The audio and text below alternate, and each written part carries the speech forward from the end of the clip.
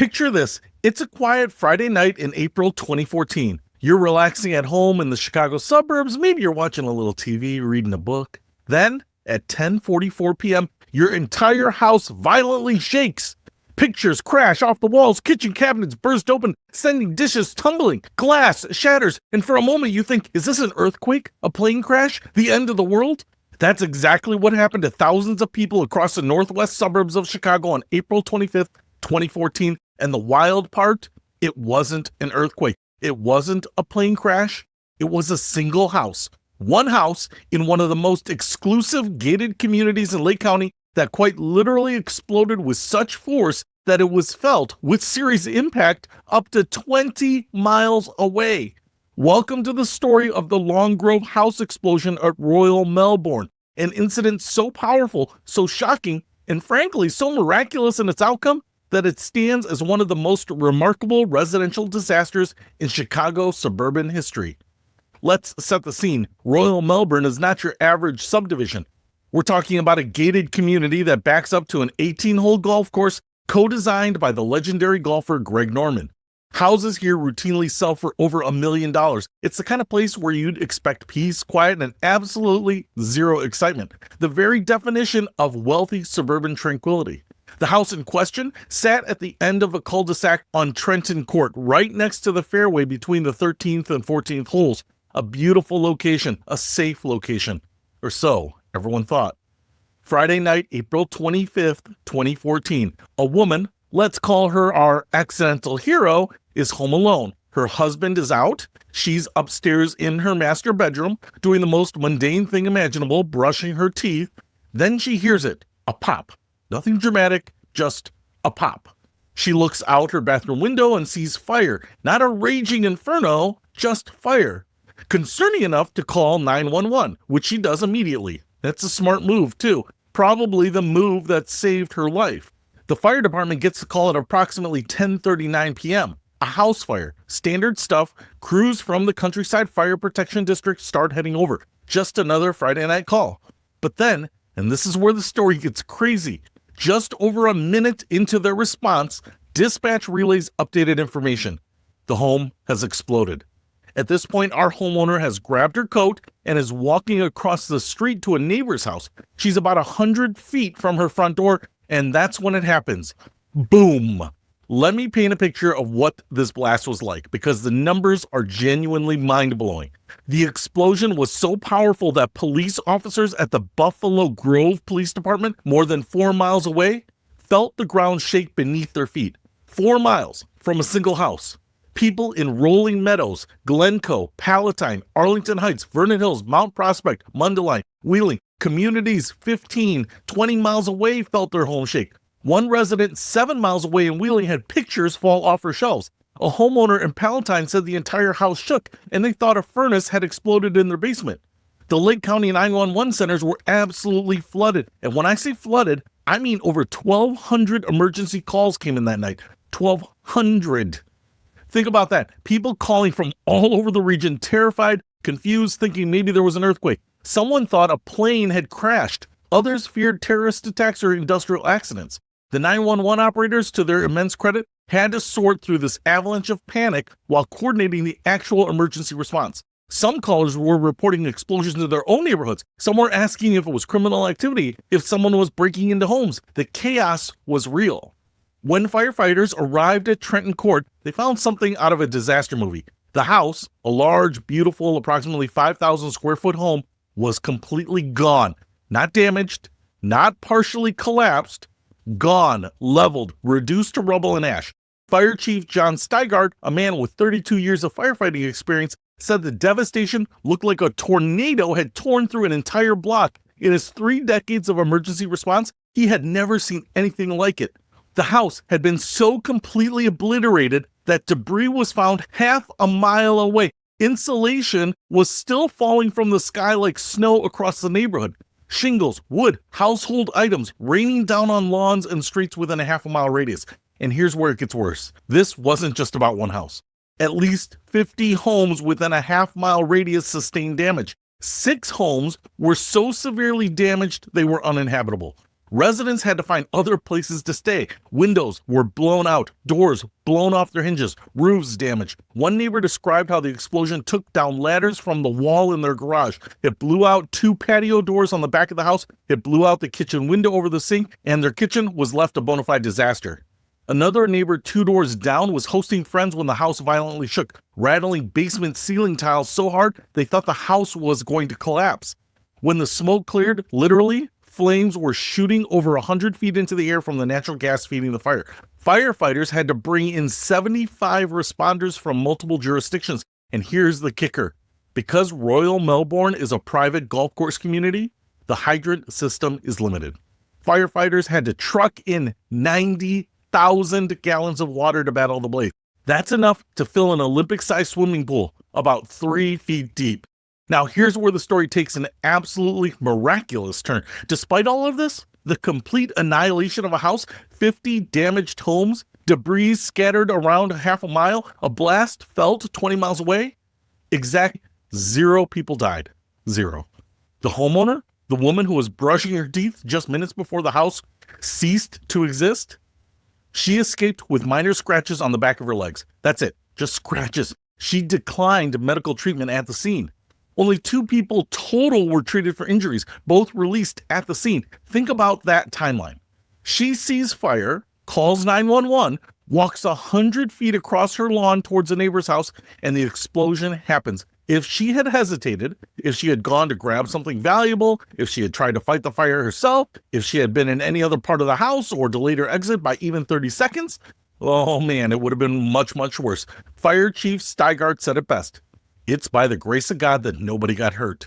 It would have been a very different story if she did not evacuate when she did. He also noted that firefighters arrived fully expecting to find multiple fatalities. Instead, they found the luckiest woman in Lake County.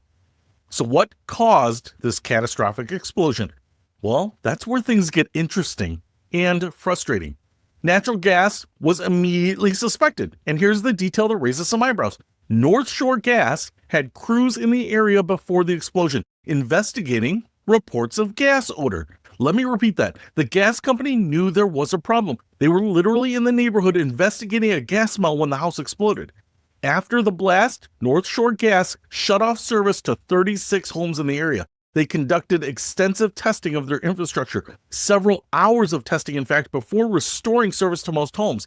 8 homes, including the destroyed property, remained without gas service for days during the investigation. Multiple agencies descended on the scene: the Bureau of Alcohol, Tobacco, and Firearms and Explosives, the Illinois State Fire Marshal's Office, the Lake County Sheriff's Office, and several local fire departments. Dozens of investigators combed through the wreckage, examining gas service lines, meters, appliances, valves, and pipes. But here's the thing that should concern everyone.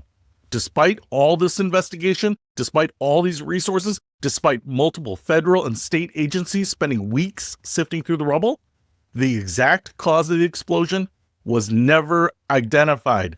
Chief Steigart acknowledged that the force of the blast could make finding the specific cause difficult. The destruction was so complete, so total, that investigators couldn't pinpoint the precise failure that led to the explosion. Natural gas was identified as the likely culprit, but was it a faulty appliance, a compromised line, a failure in the meter, a leak in the home's internal piping? We don't know. The investigation effectively concluded with probably natural gas and a lot of unanswered questions. That's terrifying when you think about it. In a modern, wealthy suburb with multiple investigative agencies and all the resources at their disposal, they couldn't determine exactly why a house exploded with the force of a small bomb. This explosion didn't happen in a vacuum. Just 1 month earlier, in March 2014, a natural gas explosion in East Harlem, New York City, killed 8 people and destroyed 2 buildings. Gas line safety was becoming a national concern.